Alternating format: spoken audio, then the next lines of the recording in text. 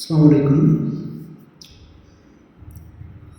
আজকে আমি আপনাদের সাথে আলোচনা করব, আমরা যারা এনজিওতে চাকরি করি, আমাদের যে বকেয়া পড়ে, এই বকেয়া প্রতিরোধের কিছু করণীয় বিষয় আছে, কিছু প্রতিরোধের উপায় আছে। সেই উপায়গুলো যদি আমরা যথাযথভাবে কাজে লাগাতে পারি, তাহলে বকেয়া পড়া অনেক ক্ষেত্রেই রোধ করা সম্ভব। তার ভিতরে উল্লেখযোগ্য উপায়গুলোর ভিতরে প্রথমতে দেখতে হবে, ১ নম্বর, যে সদস্য স্থায়ী বাসিন্দা কিনা এবং তার ভবিষ্যৎ পরিকল্পনা কি। এটা যদি আপনি ভালোভাবে যাচাই বাছাই করতে পারেন, সেক্ষেত্রে বকেয়া পড়ার ঝুঁকি কম থাকবে। ২ নম্বর, ঋণের যে সদস্যকে যে ঋণ দিব, এর জামিনদার সঠিকভাবে নির্ধারণ করা।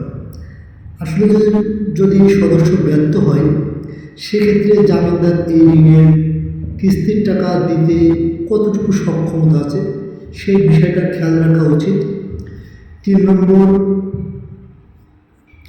পরিবারের ভিতরে একাধিক সদস্যকে ঋণ না দেওয়া। যদি আপনি একাধিক সদস্যকে ঋণ দেন, সেক্ষেত্রে সেখান থেকে বের হয়ে আসা খুব কষ্টের। ৪ নম্বর, কারোর সুপারিশে বা কারোর চাপে ঋণ না দেওয়া। যে আপনার একজন চাপ দিচ্ছে বা একজন সুপারিশ করতেছে, তার কথা মতো ঋণ না দেওয়া। তাদের সুপারিশে আপনি আপনার পক্ষ থেকে খুব সুন্দরভাবে যাচাই বাছাই করবেন। যদি দেওয়ার মতো হয় দিবেন, না দেওয়ার মতন হলে দেওয়া যাবে না। ৫ নম্বর যে বিষয়টা খেয়াল করতে হবে, সেটা হচ্ছে ব্যবসায় নিজস্ব বিনিয়োগ আছে কিনা। এই বিষয়টা খুবই গুরুত্বপূর্ণ, যে ব্যবসা সে করছে তাতে তার বিনিয়োগটা আছে কিনা, এটা আপনার অবশ্যই যাচাই করতে হবে। ৬ নম্বর, একাধিক সমিতির সাথে সে জড়িত আছে কিনা, এটা আপনার খেয়াল করতে হবে। ৭ নম্বর, যে সদস্যরা ঋণ দেবেন তার কত দফা হলো, এটা বিবেচনা না করে তার সামর্থ্য বিবেচনা করে ঋণের শ্রেণী বৃদ্ধি করাই হবে আপনার ভালো মনের কাজ। ৮ নম্বর হচ্ছে অধিক দূরত্বের সদস্যকে ঋণ না দেওয়া। অধিক দূরত্বের সদস্যকে ঋণ দিলে সমস্যা হচ্ছে সদস্য গ্রুপে আসবে না, তার সাথে যোগাযোগ কমিউনিকেশন আপনি ভালোভাবে করতে পারবেন না। ৯ নম্বর, সামর্থ্যবান বা সুনামধারী ব্যক্তিকে সদস্য বা জিম্মাদার হিসাবে বিবেচনা করা যেতে পারে। মানে আপনি যারা লোন দেবেন, সেক্ষেত্রে তার জামিনদার একটা ভালো মানের ব্যক্তিকে যদি করেন, সেক্ষেত্রে আপনার বকেয়া প্রতিরোধের একটা ভালো উপায় হবে।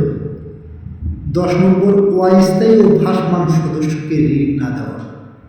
১১ নম্বর, অবৈধ আয় বন্ধন খাতে ও শুধুমাত্র মৌসুমী ঋণ দেওয়া। এর থেকে আপনাদেরকে বিরত থাকতে হবে।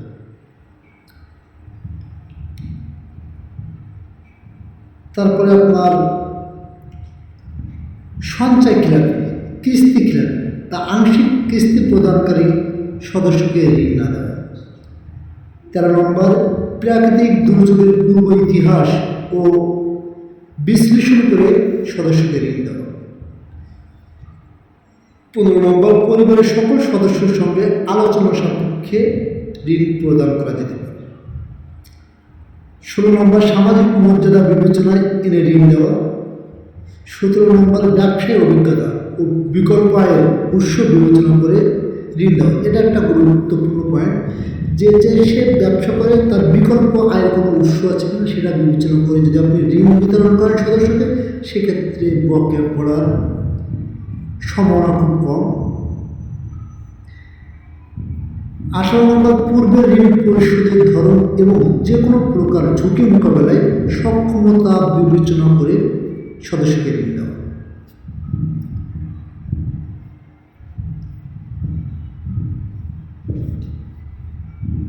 19 নম্বর হচ্ছে সদস্যের পারিবারিক স্থিতিশীলতা বিবেচনায় নিয়ে ঋণ দেওয়া। 20 নম্বর, প্রতি সপ্তাহে শাখাভিত্তিক বকেয়া পরিস্থিতি বিশ্লেষণ করে মাঠ পর্যায়ে প্রদর্শন বৃদ্ধি করা। 21 নম্বর, একাধিক বিবাহ রয়েছে, মামলা রয়েছে, দুরারোগ্য ব্যাধিতে আক্রান্ত এমন সদস্যকে ঋণ না দেওয়া। সর্বোপরি সহযোগী সদস্য সংস্থার সাথে তথ্য বিনিময় করে সদস্য সম্পর্কে পুরোপুরি জেনে বুঝে পরবর্তীতে ঋণ দেওয়া। এই কাজগুলো যদি করা যেতে পারে এনজিও সেক্টরে, তাহলে অনেকটাই বকেয়া প্রতিরোধ করা সম্ভব। ধন্যবাদ, আজকের মতো এটাই।